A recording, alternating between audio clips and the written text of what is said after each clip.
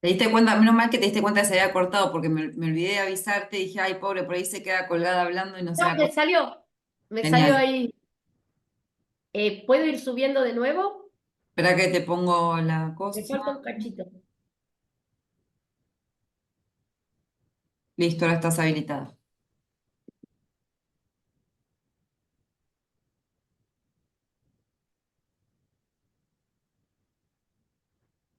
Ahí lo pueden ver. Sí.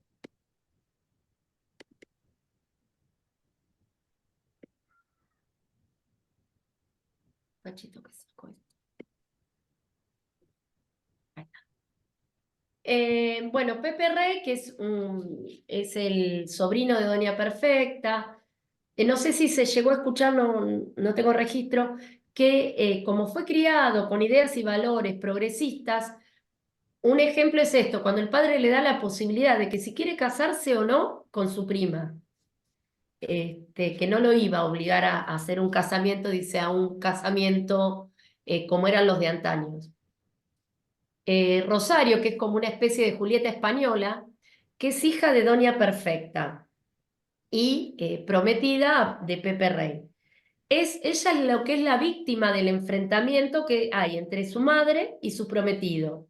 Es una antiheroína sumisa, dubitativa, que se debe entre el amor de la madre y el amor a su futuro esposo. Bueno, al final de la muerte, lo que ya había dicho de Pepe Rey, la enloquece y termina internada en un psiquiátrico. Doña Perfecta. Doña Perfecta es el personaje central y el eje ideológico de la novela. Es una mujer hipócrita, detrás de una fachada de una persona muy piadosa, esconde una personalidad egoísta e inflexible y representa lo que es la intolerancia religiosa y civil. Esos tres primeros son los personajes principales. Después está don Inocencio, que es el clérigo de Obrajosa y enemigo de Pepe Rey, a quien quiere expulsar del pueblo por sus ideas progresistas. Don Inocencio es con quien se inicia la disputa de Pepe Rey, que empiezan a hablar sobre los avances de la ciencia, lo malo que era para don Inocencio y, y la idea de Pepe Rey que le parece, bueno, no sé si es tan malo, y bueno, y ahí empiezan a decidir que es ateo. Bueno, la madre María Remedios es la madre de Jacinto, que en la obra aparece muchas veces como Jacintito, que es un abogado y que es la que quiere que su hijo se case con Rosario, la hija de Doña Perfecta. Jacinto es el abogado del pueblo y es la hija de Remedios. No tiene mucho más. Tiene algunas participaciones. Es un personaje tranquilo, no. Caballuco, de nombre Cristóbal Ramos, es un habitante del pueblo y líder militar. Este es el que termina matando a Pepe Rey. Ahí está. Mata a Pepe Rey por orden de Doña Perfecta. ¿Sí? Él primero no quería, le parecía que estaba mal, ir y amenazarlo. María Remedios lo convence y bueno, y al final termina cometiendo el crimen. Don Cayetano. Don Cayetano es el cuñado de Doña Perfecta. Este personaje lo que aparece en la novela como el cronista de lo que fue sucediendo a lo largo de la obra. De hecho, en el capítulo 32, en las cartas que le envía un amigo, le relata lo que se ocurrió en Obrajosa. La muerte de Pepe Rey, la locura de Rosario, la enfermedad de Doña Perfecta, la reclusión y voluntaria de don Inocencio a Roma, el posible ascenso de Caballuca general del ejército español y la llegada de Jacinto y su madre a Madrid. Porque en realidad, como la madre quería que encontrara una persona que les permita ascenso social y económico, bueno, esperaban que allí pudiera suceder. El tío Licurgo es el criado de Doña Perfecta. En realidad, este personaje es el primero que se encuentra con Pepe Rey. El único que lo conocía de antes a Pepe Rey era don Cayetano, y con quien tenían buen trato porque a los dos les gustaban los libros. Bueno, el tío Licurgo es el criado de Doña Perfecta. De entrada parece que le cae bien, le hace halagos, le dice que qué bueno que como que Rosario es muy hermosa y que él también era una persona linda, que como que iban a ser una linda pareja. Y venera a Doña Perfecta como si ella fuera un ángel. Que bueno, que lo que va revelando la obra es que no lo es. Significación simbólica de los nombres de los personajes. Doña Perfecta es una mujer de clara perfección, es decir, que es tan venerada por todos los habitantes de Orajosa que se puede considerar como una mujer ideal, perfecta, pero sobre todo como la mujer que tiene las cualidades más deseables. Cualidades que en realidad vamos viendo que no son tan perfectas, sino todo lo contrario. Rosario, es la significación religiosa que tiene este nombre es evidente. ¿Por qué? Porque la madre era tan católica que, bueno, que no podía llamarse de otra manera a su hijo. Esto es lo que demuestra la profunda religiosidad de Doña Perfecta. Caballuco es comparado con un centauro y de hecho, en varios momentos de la obra se lo nombra como centauro, porque personaliza la brutalidad, la agresividad y la falta de inteligencia de los centauros, monstruos míticos griegos, mitad hombre y mitad caballos. Es significativo el hecho de la aplicación de un nombre clásico a un personaje que encarna una imagen degradada de un valor original. Tío Licurgo. El nombre de Licurgo también está relacionado con el mundo clásico, ya que Licurgo se refiere al filósofo y rey de la antigua Grecia. En un momento, Pepe le hace una mención al nombre que tiene de un filósofo, le dice, de la filosofía griega. Dice que la utilización de este nombre se puede considerar como un síntoma de la degradación de unos ideales anticuados. Bueno, los personajes, como más o menos fui explicando, se van transformando a lo largo de la obra. Doña Perfecta, que es el personaje más destacable en su transformación, dice, este personaje es la estrecha mentalidad religiosa de Doña Perfecta, se impone al primer impulso de sincero afecto que siente por Pepe, su sobrino, y deforma la visión que tiene de él. Cuando Pepe hace un elogio a la ciencia, que es eso, ese cachito que en realidad leí,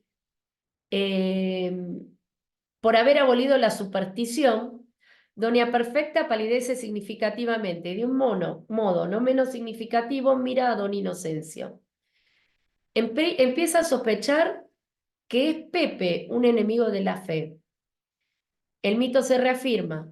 Pepe, como todos los demás madrileños, es un impío y Obrajosa es la sede de la religión y la moral. Esa, eh, como esa doble mirada que tienen.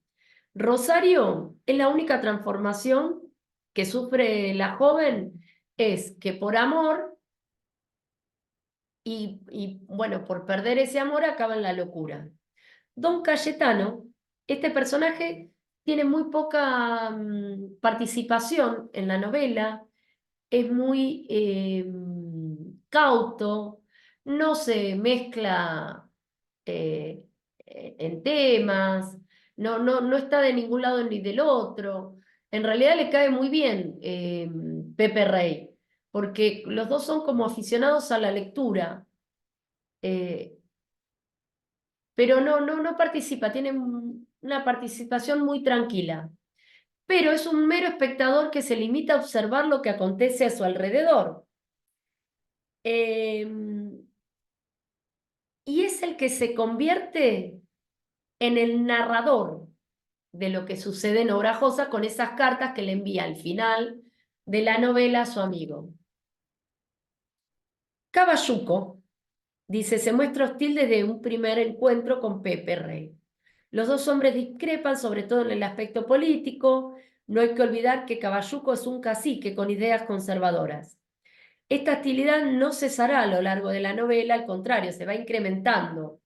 Lo de que va a desencadenar el desenlace fatal con el asesinato en manos de él, que es el que mata a Pepe.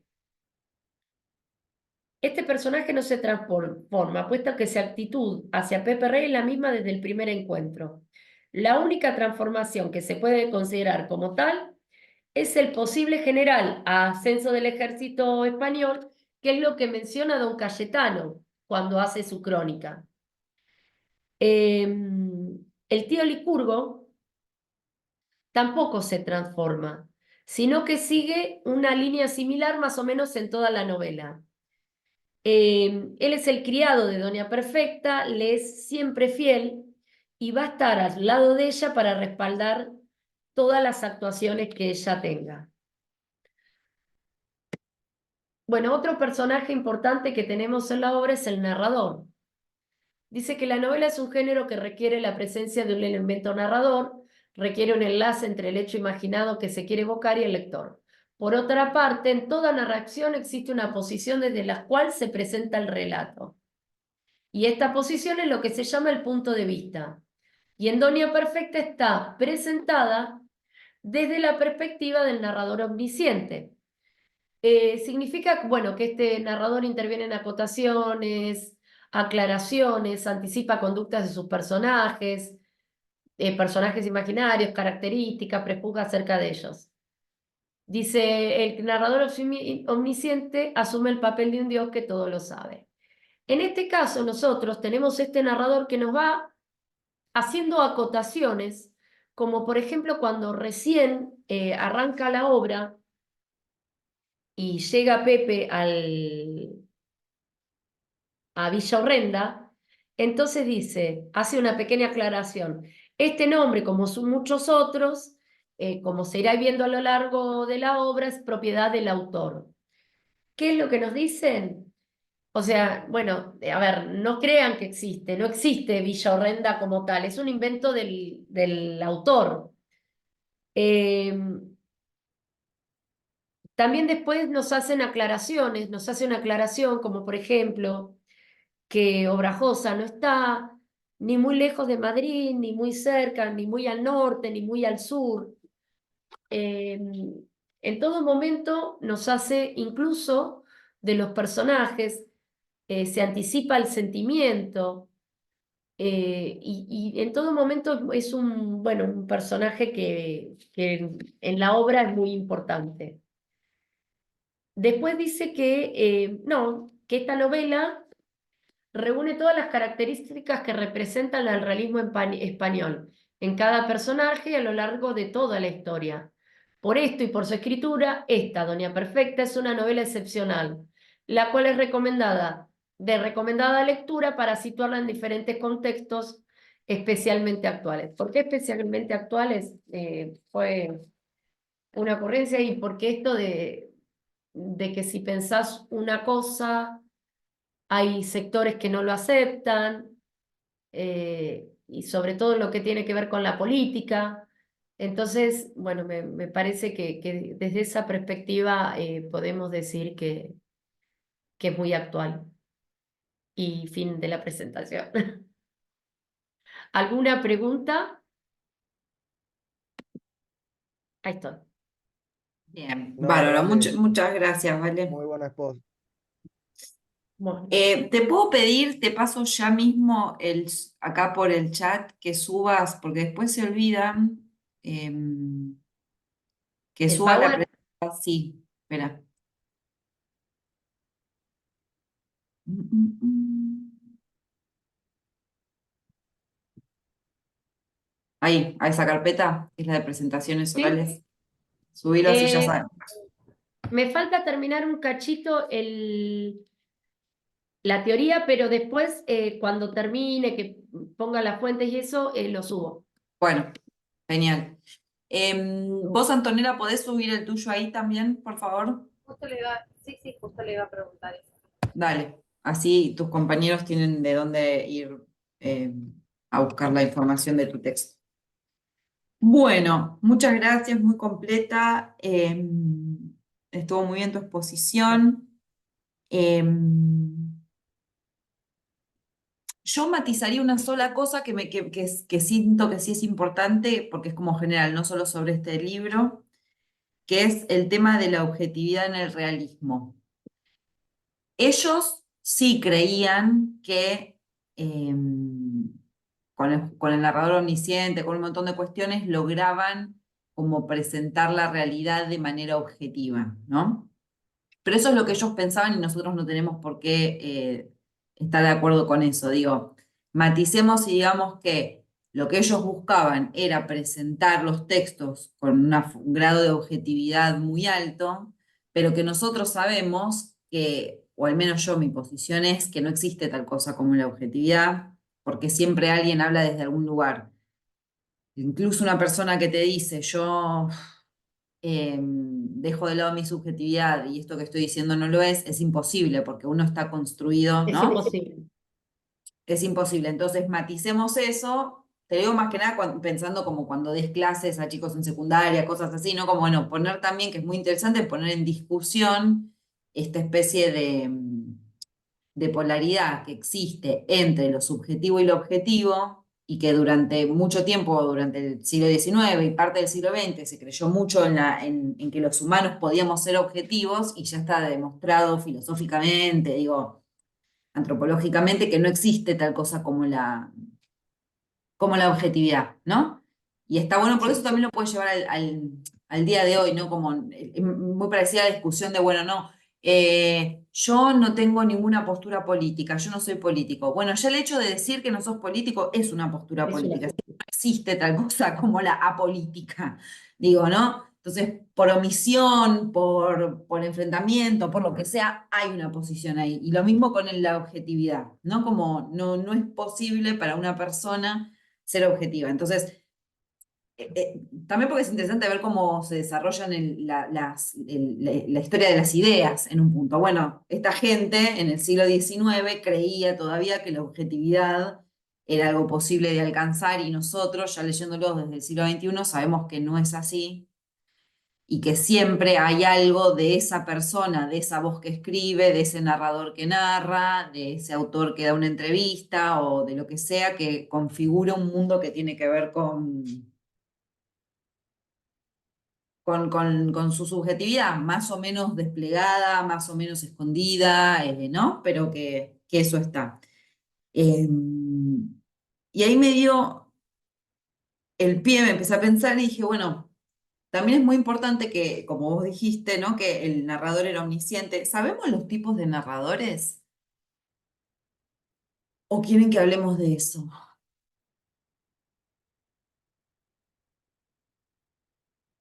Una cosita. Ahora, después lo subo porque se me está complicando la subida. Después lo subo al. Bueno, Yo creo que sí, Otra sé materia, algunos. yo en otra materia estuve viendo. ¿estuvieron viendo en otras materias? Vieron narradores por persona, narradores de primera persona, narradores de segunda persona, narradores de tercera, ¿sí? Ok, Narrador testigo. exacto. En primera puede ser protagonista, testigo, ¿no? En segunda también pues, es un personaje dentro de la obra, es el más extraño porque no se escriben muchas obras, ¿no? En segunda persona, tipo vos sabés que no sé qué, vos que... Y en tercera, que es el caso que tenemos ahora, que es el omnisciente del que está hablando Valeria, que está el omnisciente y está el cuasi omnisciente, ¿no? Es uno que sabe pero no todo, y que no funciona como personaje dentro de la obra, sino como, bueno, entonces, en relación a todo eso,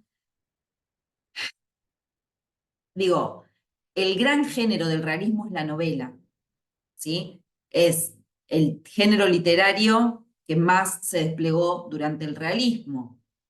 Porque, o sea, digo, hasta ese momento la novela no era un género literario tan, un poco con el romanticismo, pero era más de la poesía. Digo, la novela no era lo que, o sea, nosotros si ahora pensamos en literatura, lo primero que pensamos es en novelas, ¿o no? Cuentos, poesía también, pero si uno piensa en literatura, piensa en, va, no sé, no les pasa eso, son en novelas, piensa en novelas. E incluso los autores más conocidos son autores de novelas. Y se dice que uno de los problemas por los cuales a Borges nunca le dieron el Nobel es porque no escribía novelas. ¿No? Digo, como desde este momento, desde siglo XIX y del realismo, que la novela se erige como el gran género literario, porque uno tiene que pensar que en los distintos momentos de la historia de la literatura hay distintos géneros literarios que son como más fuertes que otros, ¿no? Bueno, desde el siglo XIX hasta ahora, la novela tomó la posta, y eso que ya no hacemos realismo, digo, como que hay otras cosas. Sin embargo, el género que se sigue considerando más interesante o más importante es la novela. Entonces, todo esto para que, bueno, la novela pone en tapete el problema de un narrador, ¿no? Como decía Valeria, o sea, si vos tenés una novela o un cuento, ¿no? Pero bueno, ¿cuál es el narrador? Y entonces esta idea, para cruzarlo, bueno, ellos buscaban utilizar un narrador omnisciente porque era lo que ellos más creían que estaba cercano a la objetividad.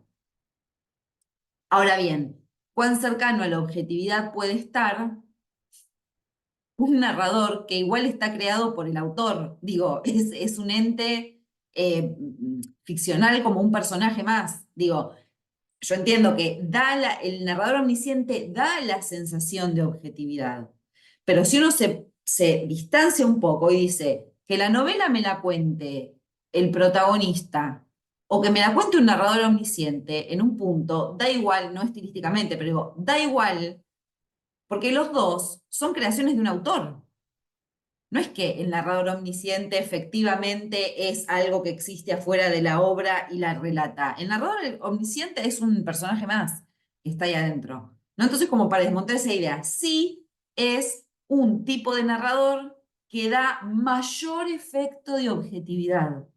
Pero eso, da efecto de objetividad, no es objetivo, ¿sí? ¿O no? Digo, entonces, lo que ellos buscaban entonces con este tipo de narradores era generar mayor efecto de objetividad. Entonces, en realidad tenemos que pensar que el realismo, en realidad, y esa es una discusión que se dio durante mucho, es una discusión muy importante en los estudios literarios, es que el realismo no es que relata la realidad, porque estamos hablando de literatura, entonces estamos hablando de ficción, entonces no hay relato de la realidad en la literatura, por más que esté fechado, sino que el realismo lo que hace es distintos tipos de operaciones formales para dar efecto de verosimilitud.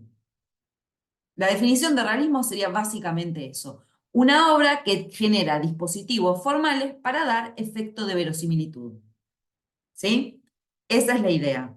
Tengámoslo presente. Porque, sobre todo, lo estoy pensando hoy, hoy además estoy dando clase en secundaria, digo, como para que los chicos, cuando demos clase, que problematicemos esto, que ellos, porque si no es como, el realismo hace obras que son iguales a la realidad o parece.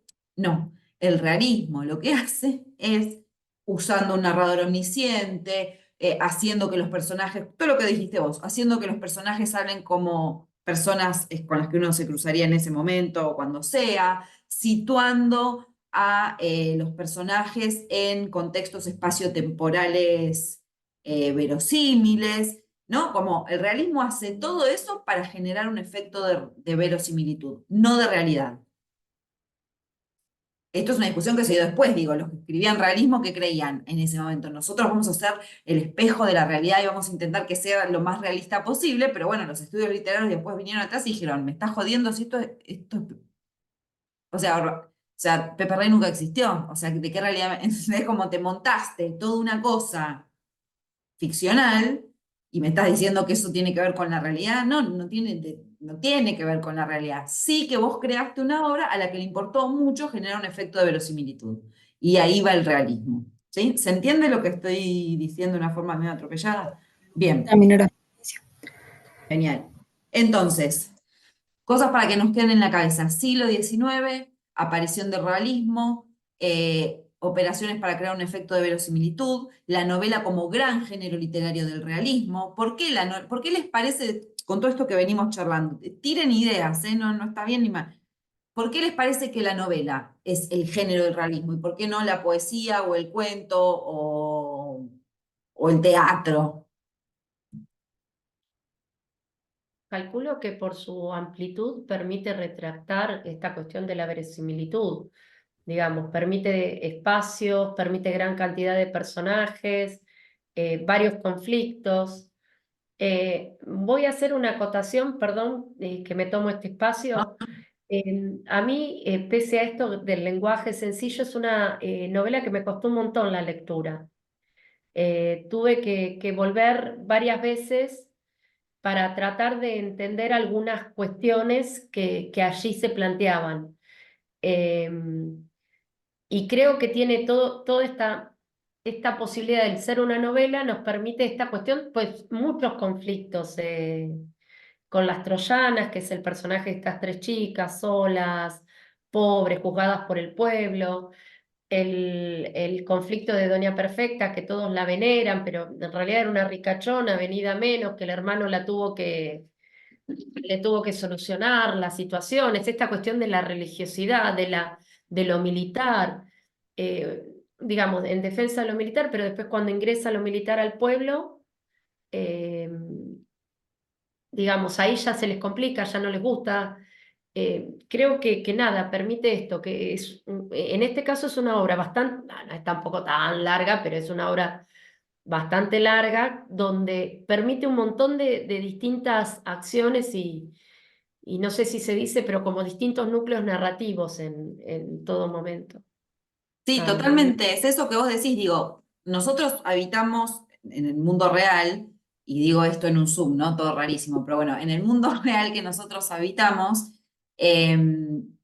digo, estamos rodeados de multiplicidad de hechos, de personas, de situaciones, ¿no? Como de niveles de la experiencia, incluso entonces, como bien decís vos, la novela como género te permite de alguna manera intentar recrear algo de ese mundo, ¿no? O crear un mundo que verosímilmente que parezca el mundo real. Porque tenés las páginas suficientes para meter un montón de personajes, para hacer un montón de descripciones, para que haya muchos conflictos sucediendo al mismo tiempo. Acá tenemos un conflicto amoroso, tenemos un conflicto social, tenemos un conflicto político. Digo, está todo. No es que es una novela de un romance o una novela sobre la guerra de no sé qué, ¿no? Es como la vida misma en el sentido de que hay distintas capas y distintos niveles que se están poniendo en juego. Y muy bien, como vos decías, sobre todo las novelas realistas son muy extensas. Después las novelas se volvieron un poco más cortas, ¿no?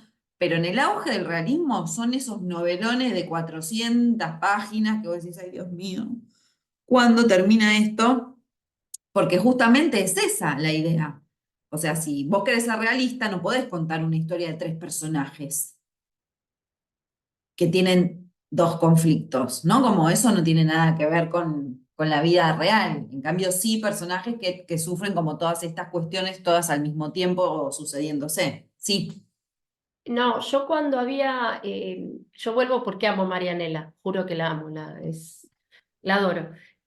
Cuando había visto a Marianela lo había estudiado en el contexto del naturalismo y estuve Mm. buscando y tienen muchos puntos en común, pero creo que Marianela está más para el lado del realismo ahora que estudié el realismo que del naturalismo. Me parece Lo que que pasa es que, toma bueno, ya nos va a contar Lucas la clase que viene cuando se meta con el naturalismo y Pardo Bazán. Pero la línea entre naturalismo y realismo es muy fina, porque además eso te pasa, ¿entendés? Los mismos autores que escribían realismo también escribían, ¿entendés? Entonces es como una distinción muy fina y un poco discutible en muchos casos. Y bueno, también lo de los naturalistas también escribían cosas. choclos, gigantes, larguísimos.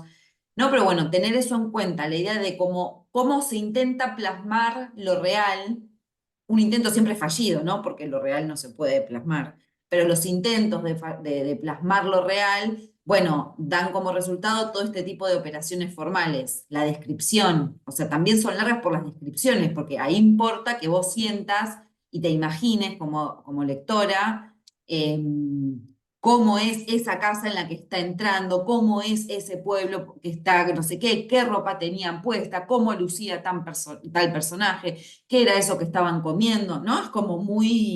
Es muy rico en ese sentido, como que la imaginación no, si bien sigue funcionando, digo, pero está muy dirigida.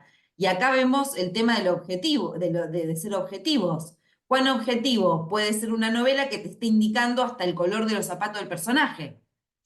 ¿No? Y te está diciendo hasta el color de las cortinas y que si eran de terciopelo y si tenían borla, porque viste que llegan a ese nivel. Entró a un salón con unas cortinas azules, viste, o sea, entonces, ¿de cuánta objetividad estamos hablando? Porque vos en la novela realista entrás así como un caballo, ¿no? Está todo, es como una película te arma en la cabeza. Sí, cada uno tiene, ¿no? Pondrá las caras que uno pone y se lo imaginará más o menos, qué sé yo, pero digo, eso me parece como muy interesante para pensarlo en relación a la novela realista, ¿no? Que es como una de las cuestiones fuertes que tenemos que manejar nosotros. Y después, y otro argumento que puedo dar en contra de hablar de la objetividad es que la novela, dicho por vos y dicho por toda la gente que estudió esta novela, qué sé yo, ofrece una crítica social. Entonces, ¿de qué objetividad estamos hablando si una crítica social siempre parte de un gusto subjetivo o ideológico? ¿No? Digo, ahí hay una novela que está hablando del atraso del campo en España y de las pequeñas ciudades y de cómo eso tiene que ser de alguna manera doblegado y que son tan atrasados que terminan matando al tipo que era inteligente y que quería hacer las cosas bien, ¿no? Como, digo, entonces ahí no puedes hablar de ningún tipo de objetividad, porque la novela, la forma en la que está construida y el devenir de los personajes te muestra que es una crítica a un sector de la población, ¿no? Y no a todo o a ninguno. Toma una posición. Digo, por eso es muy gracioso pensar que ellos se pensaran que estaban siendo objetivos y nosotros ahora, 2 siglos más tarde, agarramos y decimos, ¿qué objetividad? Como qué objetividad ni nada, ¿no? Y en ese sentido también pensar el personaje de Cayetano, de don Cayetano, que me parece que es interesante que también lo pensemos, o sea, Cayetano es el intelectual, ¿no? Como que tenemos personajes distintos, como que en un punto son un poco, ¿cómo se dice? Ay, perdí la palabra. Cuando alguien representa algo. ¿Entienden lo que quiero decir? Cuando uno representa una cosa, una idea, hay una palabra para eso, que no me está saliendo, que viene del griego y no me está saliendo. Bueno, no importa. Cada personaje como que en un punto representa una idea o un tipo de persona, ¿sí? Cayetano representa es el intelectual, ¿no? Como vos bien dijiste, por eso se lleva bien un poco con Pepe Rey, qué sé yo, y vos dijiste, bueno, y Cayetano no, su personaje no tiene como un gran arco, ¿no? Como que medio que permanece en la misma.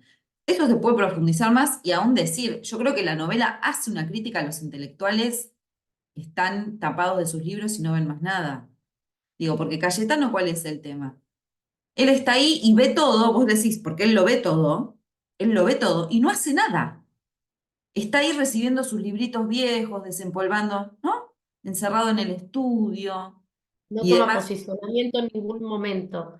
y Incluso él- al final, cuando escribe las cartas, no toma posicionamiento. Él cuenta lo sucedido, pero no, exactamente, pero yo creo que a la luz de todo lo que narra la novela, no es que la novela dice, es por acá, hay que ser como Cayetano. No, porque la novela habla de ella termina loca, al otro lo matan, no digo como se produce un desbarajuste absoluto. Y está ahí y es muy también simbólico, me parece a mí, que el texto termine con la escritura de él. Porque pasamos de tener una novela, y eso también es interesante, es algo medio raro, digo, porque tenemos una típica novela realista con un narrador omnisciente. Sin embargo, el desenlace de esa novela queda en manos de las cartas del personaje que no se involucra, del intelectual que no se empapa del mundo, ¿no? Y en un punto es como un personaje antirrealista en el sentido que a él le pasa la realidad por todo el costado y él sigue separado en su mundo de libros, ¿no? Como si hubiera una posición entre la realidad de ese mundo ficticio, pero la realidad de esos personajes y este hombre que escapa de la realidad y se crea un mundo aparte que es de libros, ¿no? Y de pensamientos intelectuales que no se tocan con la realidad. Entonces me parece interesante que la novela empiece que se sostenga casi toda la novela con un esquema de un narrador y después, omnisciente, y que después se termine con unas cartas. Cuando además el género epistolar es uno de los géneros que más rápidamente uno ubica con lo subjetivo, ¿no? Entonces vos sostenés durante toda la novela una especie, un trabajo de verosimilitud y de distanciamiento y de interés por mostrarte objetivo cuando ya sabemos que no lo sos, pero la novela termina utilizando el género de escritura más personal de todos, que es la carta. Porque ¿qué género más personal existe de escritura que no es una carta?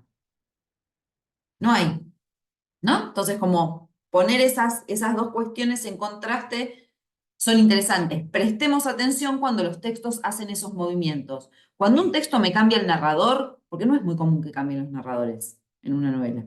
Cuando el texto me cambia el narrador, tengo que estar ahí prestando atención. ¿Por qué lo está haciendo? Acuérdense cuando vimos El amante liberal, que hay una narración en tercera, omnisciente, pero que constantemente se nos meten los relatos de los otros personajes que configuran, ¿no? un relato enmarcado con un relato en primera persona, ¿no? Bueno, y eso nosotros lo analizamos. ¿Qué construye con eso? ¿Por qué está narrado de esa manera esa novela? Bueno, acá lo mismo. ¿Por qué? Todo el tiempo hay un narrador omnisciente y al final ese narrador omnisciente lo vuelan de un plumazo y me ponen a este que es un perejil en un punto, que no hace nada, a cerrarme la novela en primera persona, ¿no? Problematizar eso, ¿sí? Porque es una de las cosas que me parece que hacen ruido en la novela. Hacen ruido en el sentido que es como si a él se le escapara a Pérez Galdós, ¿no? Como toda esa arquitectura mega realista y al final en un punto la termina traicionando esa estructura, ¿no? Poniendo un personaje que para mí claramente es una crítica al intelectual no involucrado. Porque si Pérez Galdós escribe esto para decir, entre muchas cosas, eh, hay algo que está podrido en España y con nuestra sociedad, claramente él calculo que se autopercibiría como un intelectual, pero que en su trabajo intelectual quiere discutir los problemas de su sociedad en ese momento. No es un intelectual que está hablando de Grecia, ¿no? ¿Se entiende? Es un intelectual que está intentando entrar en la arena de la discusión política por medio de la literatura. Y crea un personaje que hace todo lo contrario, que se refugia en los libros, que los libros en vez de ser una cosa que se va hacia el afuera, ¿no? Y que discute y que circula por la sociedad, este tipo es un tipo que usa los libros para el contrario, ¿no? Para encerrarse, para alejarse, para no participar, para ser un punto cobarde, porque un muerto, ¿no? Digo, es un acto de cobardía muy grande, porque él no es que está a favor de la unidad perfecta, ni mucho menos. Entonces, vos ves que se está yendo todo al tacho. Y él también al final es cómplice porque él termina reconociendo que, bueno, que se duda al final, él termina reconociendo, bueno, al final parece que en realidad no fue tal suicidio como dicen y que todo empiezan a saberse todos los detalles de cómo fue realmente el suceso. Entonces, al no tomar partido, también él es un cómplice. Sí, totalmente, ¿no? Y entonces ahí la novela te está señalando algo. La importancia de tomar partido. Una novela y eso es lo que tiene de loco la novela, es una novela que habla sobre el tomar partido y el involucrarse, y a la vez te quiere dar una falsa idea de objetividad, ¿no? Como son dos cosas disonantes en un punto, si lo pensamos en esos parámetros, ¿no? Y Eh, el giro que toman algunos personajes también. En el caso de Doña Perfecta, que la pinta como buena, qué sé yo, y después termina siendo loca, ¿no? Injusta con el propio sobrino y todo. sí, sí, sí, sí, totalmente. Ahí se ve como la hipocresía es uno de los grandes temas de la novela, ¿no? Porque está constantemente